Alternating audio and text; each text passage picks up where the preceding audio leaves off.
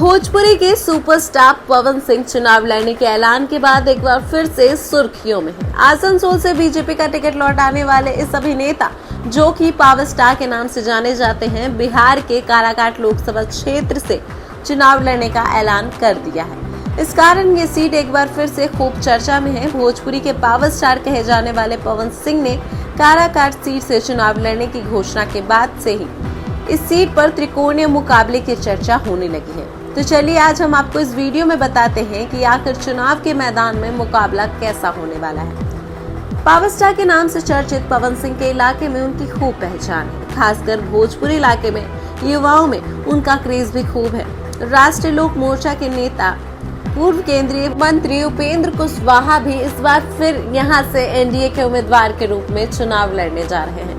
जब उनसे पवन सिंह के चुनाव में खड़े होने की बात के संबंध में सवाल किया गया तो उन्होंने कहा कि वह विज्ञान के छात्र हैं, उनसे वाणिज्य का सवाल ना पूछा जाए। उन्होंने पवन सिंह के चुनाव में खड़े होने के सवाल पर कन्नी काट ली। एनडीए गठबंधन में उपेंद्र कुशवाहा को मात्र एक सीट मिली है। वहीं माले के राजाराम सिंह यहाँ इंडिया गठबंधन के उम्मीदवार हैं, जिसके बाद क्षेत्र में राजनीतिक चर्चा बढ़ गई है। पिछले 3 लोकसभा चुनाव में महाबली सिंह कुशवाहा तथा उपेंद्र कुशवाहा ने यहां जीत दर्ज की है, यानी तीनों बार कुशवाहा जाति के नेता ही यहां के सांसद हुए हैं। इस बार अब देखना ये होगा कि राजाराम सिंह तथा पवन सिंह के मैदान में आने पर चुनाव का क्या सीन होता है। पवन सिंह को लेकर इलाके में राजनीतिक चर्चा तेज हो गई है, क्योंकि वो राजपूत समाज से आते हैं और ऐसे में कुशवाहा जाति का वोट 2 भाग में बंट सकता है। साथ ही पवन सिंह के फैन फॉलोइंग उनको अपनी जाति का वोट दिलवा सकती है। बड़ी बात यह है कि अब तक महागठबंधन को यहाँ जीत की नसीब नहीं हुई है। इस सीट से 2 बार महाबली सिंह तथा 1 बार उपेंद्र कुशवाहा ने जीत दर्ज की है। उपेंद्र कुशवाहा को भारत सरकार में मंत्री बनने का भी अवसर यहीं से मिला था।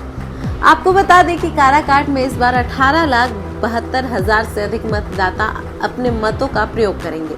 जातीय समीकरण की बात करें तो यह इलाका यादव तथा कुशवाहा बहुल है। वहीं सवर्ण एवं मुस्लिम वोटर की यहाँ अच्छी खासी संख्या है और अति पिछड़ा में मल्ला की वोट काफी है, जो राजनीतिक समीकरण बनाने में महत्वपूर्ण भूमिका निभाती है।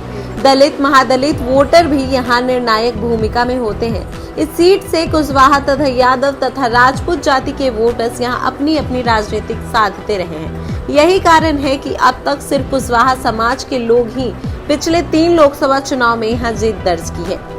काराकाट सीट पर 7वें चरण में अर्थात अंतिम चरण में मतदान होना है, लेकिन अभी से ही राजनीतिक सरगर्मी तेज हो गई है। इस इलाके में राजपूत जाति के लोगों की संख्या यहाँ अच्छी खासी है।